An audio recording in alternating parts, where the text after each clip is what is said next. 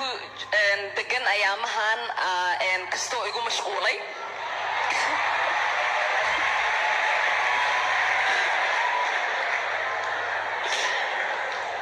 weligiis wuxuu arki jiray dad uu iska baabacsado marka miskiinta qaxooti ah oo madow oo muslimad ah wuxuu isdhahay waa baabacsan kartaa laakiin hadda dad geesiyaal inaan ka dhashay uusan ogeyn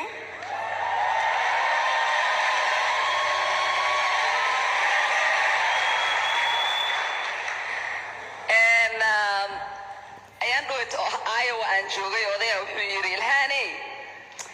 anaga Soomaaliya nahay adiga maalin kasta waxa dhahdaa awowgay aabihii soo koriyay marka waxaan u maleynayaa hadii Ilhaaney inay ku bareen dadka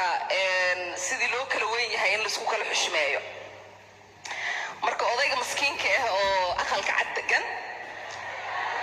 awowga ayuu noqon karaa Ilhaaney odayga awowga ka xisho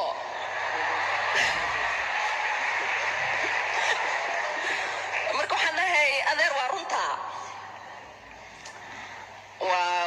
awowgay iyo aabahey sharafay igu soo koriyeen way i bareen dadka iga weyn inaan xushmeeyo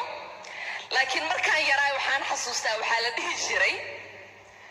ciyaalka kaa yar ha isku kaftan barin marka hadda ninkaanaydi hadduu garan waayo aniga inaan ka yarahay aniga asiga meelaa kusoo kala hareynaa